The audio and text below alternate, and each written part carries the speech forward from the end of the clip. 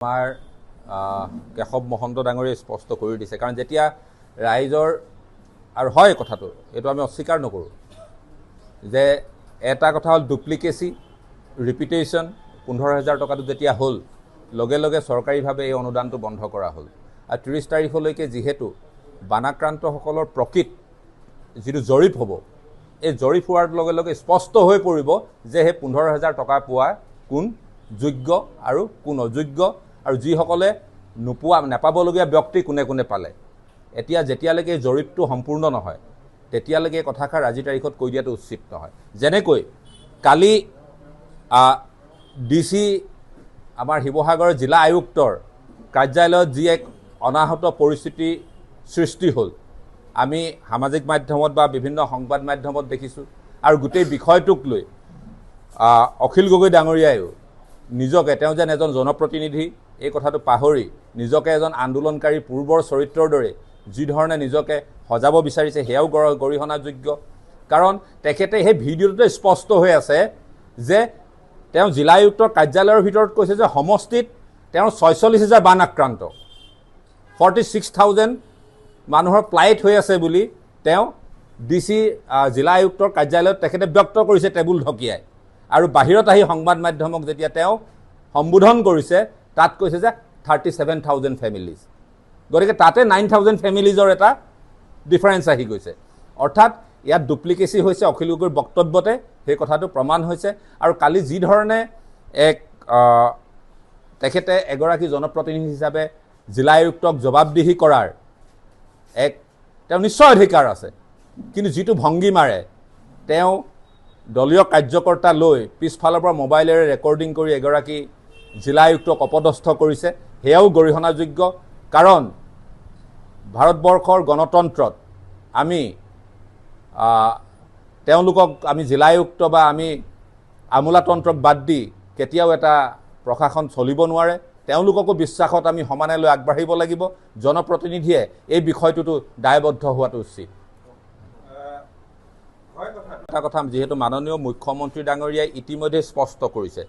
আৰু অসমৰ মাননীয় মুখ্যমন্ত্ৰী ডক্টৰ হিমন্ত বিশ্ব শৰ্মাই যিটো কথা ৰাজহুৱাকৈ বক্তব্য প্ৰকাশ কৰে সেই কথা আখৰে আখৰে পালন কৰে সেইকাৰণে আমিও এটা কথাত আমি সকলো ধৈৰ্য ৰখাটো উচিত আৰু আমি সকলো একেলগে কাম কৰিব লাগিব আমি এই বানপানীটো বিজেপি ৰাইজৰ দল কংগ্ৰেছ চাই অহা নাই এই বানপানী এই মহাপ্ৰলয় সকলোৰ বাবে মহাপ্ৰলয় গতিকে 30 তাৰিখৰ জৰীপটো শেষ হোৱালৈকে বাট চাওঁ আৰু সেই জৰীপত যিসকল আমাৰ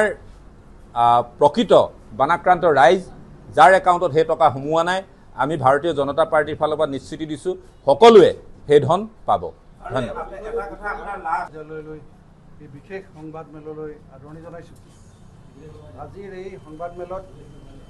সম্বোধন কৰিব ভাৰতীয় জনতা পাৰ্টিৰ অসম প্ৰদেশৰ ৰাজ্যিক সম্পাদক তথা শিৱসাগৰ জিলাৰ প্ৰভাৰী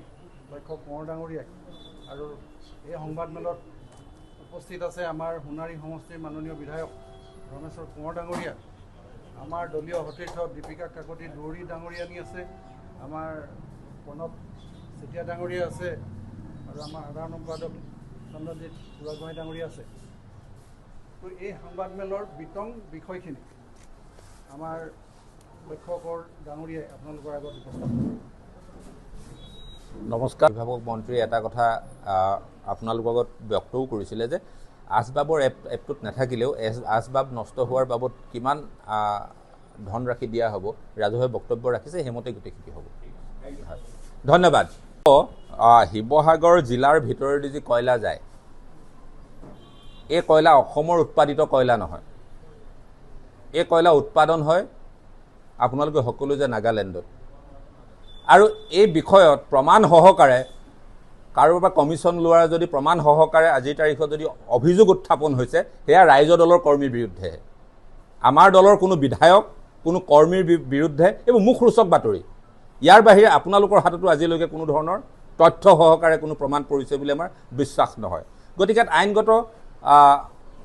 আইনগত এটা ব্যৱস্থা লোৱাৰ কোনো প্ৰশ্নই নাহে কাৰণ বেলেগ এখন ৰাজ্যত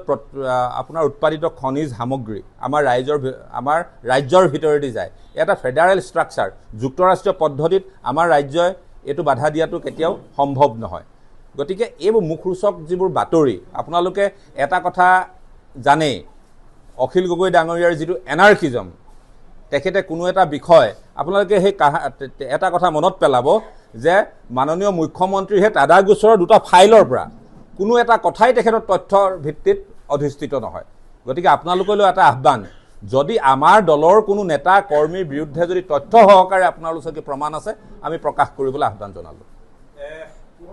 কৰিলে তেওঁক অখিল গগৈৰ দলৰে কিছু সদস্যই যি ধৰণে তেওঁলোকে দলীয়ভাৱে তেওঁ সামাজিক ভাৱমূৰ্তি ম্লান কৰাৰ যি প্ৰয়াস কৰিলে আজি ধৰ্মেশ্বৰ কোঁৱৰ ডাঙৰীয়া বিধায়ক আমাৰ কাষত বহি আছে তেখেতলোকৰ সামাজিক ভাৱমূৰ্তি ম্লান কৰাৰ বাবে যি ধৰণে প্ৰচেষ্টা চলালে সেয়া নিতান্তই নিন্দনীয় আমি তাক তীব্ৰ ভাষাৰে গৰিহণা দিছোঁ কাৰণ এখেতলোকেও ৰাইজৰ ভোটেৰে নিৰ্বাচিত হৈ আজি এই মহাপ্ৰলয়ৰ সময়ত ৰাইজে যি ধৰণে সহায় কৰিছে চৰকাৰে সহায় কৰিছে তেওঁলোকে ব্যক্তিগত উদ্যোগতো প্ৰত্যেকজন বানাক্ৰান্ত ৰাইজৰ কাষলৈ যোৱাৰ চেষ্টা কৰিছে সকলোকে সকাহ দিয়াৰ চেষ্টা কৰিছে আৰু এই সময়ত অসম চৰকাৰে ঘোষণা কৰাৰ দৰে মাননীয় মুখ্যমন্ত্ৰী ডাঙৰীয়াই নিজেই তদাৰক কৰিছে যিটো বিষয় যে বানাক্ৰান্তসকলক কি ধৰণে সাহায্য দিব পাৰি তাৰ কাৰণে এটা মোবাইল এপৰ যোগেদি যিটো ছাৰ্ভে কাম চলি আছে সেই কামো চলি আছে এনে সময়ত কালি দেখা পালোঁ যে অখিল গগৈ ডাঙৰীয়াই সকলো সীমা চেৰাই গৈ গণতন্ত্ৰত যিটো অত্যন্ত এটা ভয়ংকৰ কথা সেইকাৰণে চাগে প্ৰধানমন্ত্ৰী ডাঙৰীয়াই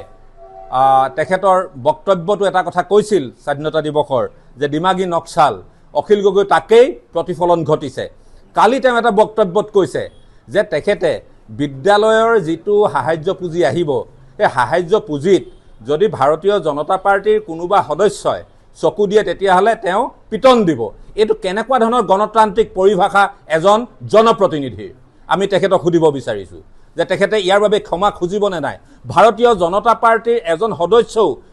সদস্যজন হৈছে এজন সমাজৰ নাগৰিক তেওঁৰ সেই স্থানীয় বিদ্যালয়খনত যদি এটা ৰাজহুৱা অনুদান আহে সেই ৰাজহুৱা অনুদানত চকু দিয়াটো এজন সচেতন নাগৰিকৰ দায়িত্ব আৰু এজন সচেতন নাগৰিকৰ যদি সেই দায়িত্ব পালন কৰোঁতে যদি অখিল গগৈ পিটন দিয়ে তেনেকুৱা ধৰণৰ কথা কয় আমি তেখেতক আহ্বান জনাইছোঁ এনেকুৱা বক্তব্য পৰিহাৰ কৰক তেওঁ এটা কথা মনত ৰখাটো উচিত যে ভাৰতীয় জনতা পাৰ্টিয়ে 2026 চনৰ বিধানসভা নিৰ্বাচনত আমাৰ 82জন আমাৰ নিজৰ নিৰ্বাচিত হৈছে আৰু 102জনৰ সৈতে আমাৰ NDA আমাৰ জোঁটৰ বিধায়ক আমাৰ বিজয়ী হৈছে তেখেতৰ দল দুটা সমষ্টিত বিজয়ী হৈছে তেওঁ তাতে এই কথাটো দম্ভালি মাৰি কোৱাটো উচিত নহয় যে ভাৰতীয় জনতা পাৰ্টিৰ সদস্যক তেওঁ পিটন দিব যদি একেটা কথাকে যদি ৰিচিপ্ৰকেট কৰে ভাৰতীয় জনতা পাৰ্টিয়ে কেতিয়াও এইটো নকৰে কাৰণ আমি গণতন্ত্ৰত বিশ্বাসী এটা দল আৰু তেওঁ কিহৰ দালালিৰ কথা কৈছে দালালচোন তেওঁৰ দলতেই ভৰি আছে তেওঁ যিবোৰ বিষয় লৈ তেওঁৰ দলৰ সদস্যই সংবাদমেল আহ্বান কৰিছিলে সেই বিষয়তচোন সেইজন ব্যক্তিকে অব্যাহতি দিবলগীয়া অৱস্থাত পৰিছে অৰ্থাৎ এটা কথা প্ৰমাণ হৈছে যে অখিল গগৈ ডাঙৰীয়া তেখেত হতাশাগ্ৰস্ত হৈছে আজি তেখেতে যিবোৰ বিষয় তুলিছে বিষয়বোৰ সংগতিবিহীন এটা কথা শিৱসাগৰৰ ৰাইজে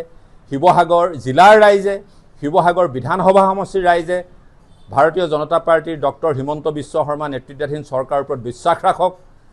ইয়াত যিসকল বানাক্ৰান্ত ৰাইজ তেওঁলোকে উপযুক্ত ক্ষতিপূৰণ পাবই তেখেতে যি গণ আন্দোলনৰ আহ্বান দিছে ইয়াত কোনো গণ আন্দোলনৰ কোনো প্ৰয়োজন নাই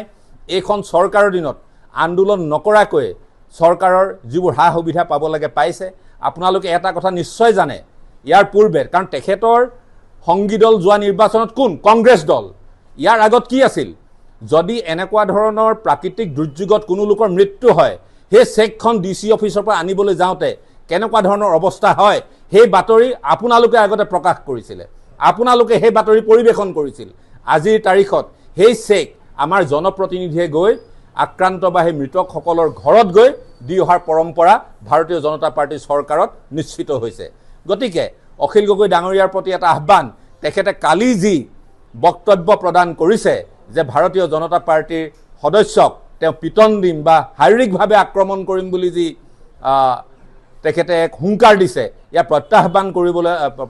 প্ৰত্যাহাৰ কৰিবলৈ আহ্বান জনাইছোঁ অন্যথা ইয়াৰ বিৰুদ্ধে ভাৰতীয় জনতা পাৰ্টিৰ হৈও আমি আমাৰ গণতান্ত্ৰিক প্ৰতিৰোধ আমি আগবঢ়াবলৈ আমি বাধ্য হ'ম। ধন্যবাদ। এই বিষয়টোত মই বিজ্ঞানী নহয়, যিসকল বিশেষজ্ঞ বিজ্ঞানী বা তেওঁলোকে যি ধৰণে এইটোৰ ওপৰত গোটেই গৱেষণা কৰি তথ্য আগবঢ়াব, তাৰ পাছতহে আমি মতামত আগবঢ়োৱাটো আমি উচিত হ'ব বুলি ভাবোঁ। এই বিষয়ত মই নিজে এগৰাকী পৰিৱেশ বিজ্ঞানীও নহয় বা এই বিষয়ত মোৰ ৰাইজে অভিযোগ উত্থাপন কৰিছে, যেনেকৈ অখিল গগৈয়ে ক'লে দিখৌৰ উৎসস্থলতে এটা বান্ধ আছে, সেই বান্ধটোৰ পানী এৰি দিয়াৰ কাৰণে বানপানী হ'ল। কিন্তু আপোনালোকৰ সংবাদ মাধ্যমৰ সন্মানীয় বহু জ্যেষ্ঠ সাংবাদিকে প্ৰকাশ কৰিলে যে তেনে কোনো বান্ধ নাই। গতিকে এই বিষয়ত মোৰ বিশেষ মন্তব্য নাই। মই হয় বুলিও নকওঁ, নহয় বুলিও নকওঁ এই বিষয়টোত, যেতিয়ালৈকে ইয়াৰ কোনো এটা কংক্ৰিট বিজ্ঞানসন্মত এটা মন্তব্য নাহে।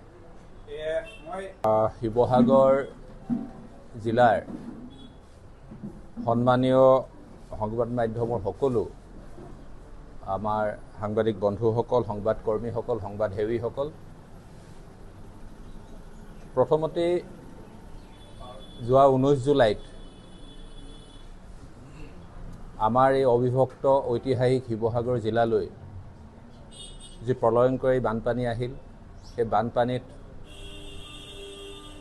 আক্ৰান্ত হৈ যিসকলৰ মৃত্যু হ'ল তেওঁলোকৰ প্ৰতি শ্ৰদ্ধাঞ্জলি জনাইছোঁ। আৰু যিসকল এতিয়াও সন্ধানহীন হৈ আছে তেওঁলোক সুশৰীৰে ঘূৰি অহাৰ আশা ব্যক্ত কৰিছোঁ। আজিৰ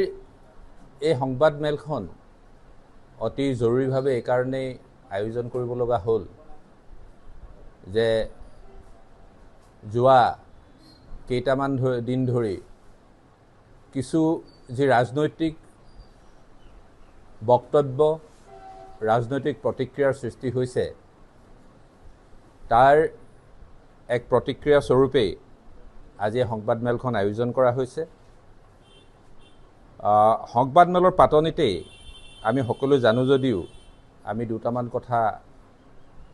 ৰাইজৰ জ্ঞাতাৰ্থে আপোনালোকৰ যোগেদি ক'ব বিচাৰিছোঁ। 19 জুলাইত সেই প্ৰলয়ংকাৰী বানপানীৰ খবৰ বিয়পি পৰাৰ লগে লগেই অসমৰ মাননীয় মুখ্যমন্ত্ৰী ডাঙৰীয়াৰ নিৰ্দেশত আমাৰ আপোনালোকৰ এই জিলাৰে জলসম্পদ মন্ত্ৰী তথা আমাৰ অভিভাৱক মন্ত্ৰী বিমল বৰাই 24 ঘণ্টাৰ ভিতৰতেই আক্ৰান্ত ৰাইজৰ মাজত উপস্থিত হৈ অত্যন্ত সাধাৰণ ৰাইজৰ দৰে সকলো উদ্ধাৰ কাৰ্যত নামি পৰে। সমান্তৰালভাৱে 20 জুলাই দুপৰীয়াই আমিও দলৰ সভাপতিৰ নিৰ্দেশ মৰ্মে দলীয় কাৰ্যকৰ্তাসকলৰ ৰাইজৰ খবৰৰ বাবে আমিও আহি এই জিলাৰ তত্ত্বাৱধায়ক হিচাপে আহি উপস্থিত হওঁ। আৰু দলৰ প্ৰত্যেকজন বুথ পৰ্যায়ৰ পৰা জিলা সভাপতিলৈকে সকলোৱে আক্ৰান্ত হোৱাৰ পাছতো বানাক্ৰান্ত ৰাইজৰ উদ্ধাৰ কাৰ্যত সমগ্ৰ জিলাখনত ব্ৰতী হৈ পৰে। আৰু এইটো এনেকুৱা নহয় যে বানপানীত বিতুপন ৰায়দঙীয়াই, ধৰ্মেশ্বৰ কোঁৱৰ ডাঙৰীয়াই বানপানীত বানাক্ৰান্তক সহায় কৰিছে কাৰণে তেওঁলোকে ৰীল বনাব, তেওঁলোকে ফেচবুকত দিব, তেওঁলোকে পাব্লিচিটি ল'ব, তেনেকুৱা কথা নহয়। সকলোৱে মানৱীয় দৃষ্টিৰে সকলোৱে জঁপিয়াই পৰিল। তাৰ পাছতে মুখ্যমন্ত্ৰী ডাঙৰীয়াই আহিল, মুখ্যমন্ত্ৰী ডাঙৰীয়াই দুবাৰকৈ ইয়ালৈ আহিল, আমাৰ দলৰ সভাপতি আহিল। এইখিনি সকলো হৈ যোৱাৰ পাছত আমি বাৰম্বাৰ দেখা পালোঁ যে ইয়াৰ শিৱসাগৰৰ স্থানীয় বিধায়ক অখিল গগৈ ডাঙৰীয়া, আপোনালোকে জানে যে তেখেতৰ বিধানসভাত এটা কথা কয়, বিধানসভাৰ বাহিৰত আহি মুখ্যমন্ত্ৰীৰ প্ৰশংসাত তেওঁ পঞ্চমুখ হয়, বিধানসভাত তেওঁৰ ভূমিকা বেলেগ হয়। সকলো বাদ দি এই বানপানীৰ সময়ত আমি এটা কথা স্বীকাৰ কৰিবই লাগিব, অসমৰ ইতিহাসত যিটো সাক্ষী হৈ ৰ'ব, অসমৰ নাগৰিক সমাজ, ভাৰতবৰ্ষৰ নাগৰিক সমাজ মানৱীয় দৃষ্টিকোণেৰে যি ধৰণে আগুৱাই আহিল, ইয়াৰ লগে লগে আপোনালোকেও সংবাদ মাধ্যমেও 24 ঘণ্টাই নিজে বানাক্ৰান্ত হৈ ৰাইজৰ বা বাতৰি লোৱা আৰু দিয়াত যি ধৰণে আগবাঢ়ি গ'ল, শাসক বিৰোধী সকলোৱে একেলগ হৈ অখিল গগৈ ডাঙৰীয়াৰ আহ্বানৰ প্ৰতি সঁহাৰিও জনালে মাননীয় মুখ্যমন্ত্ৰী ডাঙৰীয়াই। তেখেতৰ সৈতে বানাক্ৰান্ত ৰাইজৰ মাজলৈ গ'ল। এই সকলোবোৰ হোৱাৰ পাছত অখিল গগৈ ডাঙৰীয়াৰ যোৱা সময়ছোৱাত যিসমূহ ৰাজনৈতিক বক্তব্য, সেই ৰাজনৈতিক বক্তব্যই সকলো সীমা চেৰাই যোৱা পৰিলক্ষিত হৈছে। তেখেতে প্ৰথম অৱস্থাত অত্যন্ত তুচ্ছ তাচ্ছিল্য কৰিলে আমাৰ দুগৰাকীকৈ আমাৰ সন্মানীয় মন্ত্ৰীক। আপোনালোকে সকলোৱে জানে যে সুশান্ত বৰগোহাঁই ডাঙৰীয়াই কি ধৰণে আপোনালোকৰ মাজত কাম কৰিলে। বিমল বৰা ডাঙৰীয়াই কালি পৰহিলৈকে ৰাইজৰ মাজত থাকি 24 ঘণ্টাই বানাক্ৰান্তসকলৰ বাবে কি কৰিব পাৰি তাৰ বাবে তেওঁ প্ৰচেষ্টা চলালে। ময়ূৰ বৰগোহাঁই ডাঙৰীয়া এটা সময়ত টাই আহোম ছাত্ৰ সন্থাত আমাৰ কনিষ্ঠ সতীৰ্থ আছিল, নৱনিৰ্বাচিত এজন বিধায়ক, এজন যুৱ সমাজকৰ্মী। দিনে নিশাই নিজৰ অসুখ নেওচা দি দিনে নিশাই ৰাইজৰ বাবে কাম কৰি গৈছে। আৰু সকলোতকৈ বেছি বানাক্ৰান্ত সমষ্টিটোৱে হৈছে নাজিৰা। আৰু তেওঁ ৰাইজৰ মাজত যিকোনো খবৰৰ বাবে যোগাযোগ কৰক 9181 307 221 আমাৰ এই নম্বৰত।